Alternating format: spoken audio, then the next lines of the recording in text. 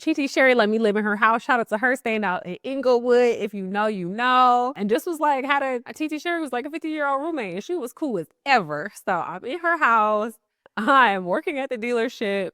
And I'm also decided that I'm going to quit the dealership job because like I wanted freedom, right? I'm posting here in social and I'm getting to go to these cool events and I'm still interviewing celebs, but I'm still like broke, right? I'm still walking dogs. I'm still getting maybe commercial spots or things like that here and there, but still like pretty much struggling.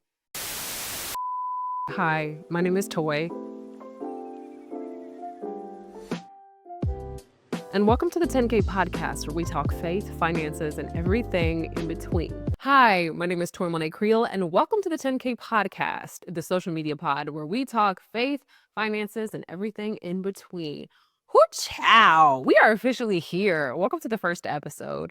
When I say, baby, it has been a journey to get here, why is it that we can like easily record something in our story or like post up a random picture of us looking good? But when it comes to like the real deal soul work, the work where you have to sit and be vulnerable or talk about topics or whatever you want to call it, it's just harder. Like it is difficult to go after a vision that you feel like God has instilled inside of you and then sit and commit to it and sit and record and like do all the things. So shout out to the people who are making it happen. That is me and this podcast. And is it perfect? No. As a matter of fact, you could probably hear my daddy watching football in the background. I'm recording in my parents' living room. But nonetheless, we will carry forward. It is not perfect, but it is doable and done. And I feel like when thinking about a six-figure lifestyle or thinking about all the millionaires, billionaires, or even just the people that we would admire, it's not necessarily a monetary value that's connected to success. What we know about them is that we're not necessarily looking at their rough or their humble beginnings. We're looking at the now and all the many steps that it took them to get there. So shouts out to the people still trucking along and still going. Why I wanted to start a podcast or where my idea for like social media and wealth even started was twofold, right? So what started off was really, I think my mom planted the concept. Now, I do come from a background, I'm not necessarily the richest girl around, honey, you know, but I did grow up upper middle class, like in a nice home. And so, as opposed to kind of more designer items or foreign cars or things like that, my parents were more so very like hardworking. My dad at one point worked at a factory and then he had like a lawnmower company child. And you know what? If I would have really knew how much bread he was making a nice guy. I ain't trying to put his business out there, but he was making a nice little amount. But I never thought in my mind to like do physical labor. I was just a pretty princess, but my mom was more so into the business sector. So that's how she would get, her coin. Nobody was really into entrepreneurship or things like that. And with that, so my parents were pretty like humble beginnings. We had, I would say, not flashy, but nice. Okay, we're talking Cadillac, we're talking Buick, like nice experiences, nice things, and pieces like that. Whereas on the other side, of the flip side, where I experienced wealth, I had an aunt that was, super flashy, designer down, and her husband, like that was more so the lifestyle that they lived, like foreign cars. We'd see some designer for their kids, items like that. And so I'll say experiences like that, views like that really allowed me to shift into a space, really allowed me to shift into a space where I noticed wealth differently. And I was just like, well, this is a different side. And not to say anybody's right or wrong, and not to say, and that was even too before like social media, but it's different ways that people choose to spend. I'll say that, but also different ways where people choose to consider just money and items like that. That kind of gives you a little context as far as like wealth and the pieces like that, but also kind of from a confidence perspective. Like growing up, I kind of always really felt like the ugly duckling, and this is gonna make sense in a little bit. And I wore glasses, and I felt like I had like dark circles underneath my eyes, and my mom was light skinned, and I would see just even like light skinned girls and kind of getting more attention because colorism was actually a very real thing. And I'm brown skinned. So people were just like, you're not the darker skinned woman. Why does that even matter? But it did for my context, right? So growing up, I kind of didn't feel the prettiest. I was mad about my skill set. What I can identify now, though I have not been officially diagnosed, is that I have a neurospicy brain, right? Likely ADHD.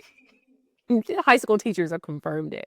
Um, But so kind of all these elements, I learned a little bit differently than my peers. I did not feel pretty, like my self-esteem, and that was something I really had to like give and submit to the Lord. But just like having that in the background. So flash forward, I get to LA, right? I'm struggling to make ends meet. I had quit my reporting job and moved out to Los Angeles to chase my dream and interview celebrities. I did not have like a piece or a next step plan after that. On top of that, so I was working at a dealership and I'm just like, I'm a hard worker at this point. I've gotten a roommate. I'm like renting for this incredible woman. Chi Sherry let me live in her house. Shout out to her, staying out in Inglewood. If you know, you know. And just was like, had a Chi Sherry was like a 50-year-old roommate and she was cool as ever. So I'm in her house. I'm working at the dealership. And I'm also decided that I'm going to quit the dealership job because like I wanted freedom, right? I'm posting here in social and I'm getting to go to these cool events and I'm still interviewing celebs, but I'm still like broke, right? I'm still walking dogs. I'm still getting maybe commercial spots or things like that here and there, but still like pretty much struggling. And so after the dealership, I was like, I'm about to clean houses, the same amount of money. Like I will work to get paid. I will work to make my rent and like I'll make it do what it do. And so I did that. And I'm not saying like it's a less honorable profession because shouts out to those who clean and who like have a joy to it. That was not my portion. And mind you, baby girl had a whole like bachelor's degree, was still like background in reporting. And I eventually did end up landing a journalism job, but I had this whole degree in like communications and there was no wherewithal in my mind to wrap my head around becoming like an entrepreneur. That just was not it for me. Like, imagine, child, you got this whole degree, you sitting here walking dogs, but you're just like, I'm just about to go clean. And that's just what I did. But that goes to tell you the mindset now I was at. Now I have this distinct memory where kind of wealth building where I was like, this is going to be different for me. I'm not going to be here for long. This is a temporary situation, but it is just not something that's going to be like just permanent for my life. I was in this apartment. No, I wasn't in an apartment. I was in a home. It was, I can't remember which part of LA, but it was up in the hills somewhere. So typically people who live in the hills, they're more established houses, people that have been there longer, they got some bread. So I'm scrubbing these people's bathroom floor. There's like cat litter. There's cat litter. I'm cleaning out the litter box. It's gross, like all these things. And I'm looking, it's this big house. They've got the bathroom, like especially big in terms of LA standards. And so I'm looking and I'm like, I'm gonna be in something like this one day. And it was like the faintest, smallest thought, like a semblance of an idea, but I was just like, this is not going to be me temporarily. Like, this is not going to be permanently, rather. I do not belong here. And so I think back on that moment very specifically, but I also think how kind of all those things combine. So maybe like the lack of self-confidence, the not feeling quite good enough, the not necessarily knowing identity, not necessarily knowing my worth, and having that show up in that moment. Having it show up where this girl with a bachelor's degree who worked in corporate America, who is now picking kitty litter off the floor and scrubbing another person's toilet when she really could have bossed up, got on social media, really marketed it harder, as hard as the same amount of strength that it takes to get up, scrub a toilet, like walk to these people, I definitely could have been putting more energy into social media, into building my business. And so that moment was like really pivotal for me. And it also kind of built this foundation for me, whereas with your skill set, if you're willing to have that same determination, you can succeed online. Like you can succeed on social media. If you're willing to put the hours and the work in, like, hey, fine, some people spend money to get the ads. But if you're off that organic, like, let me just reach my target audience, pieces like that, like that's that 10K mentality. That's that 6-figure hustle. That's a mentality that's going to make the difference between, setting a goal versus hitting it. And so that's really what this podcast is about, is leaning into your idea of success and putting the hours in and the time in and having the mindset to say, I am going to make this happen. So, okay, that's a little bit about me. This is episode 1. I hope you will stick around for the rest of the ride. And that's what we're going to be talking about this entire podcast long. So buckle up, binge if you wanna, and I'll see you next time.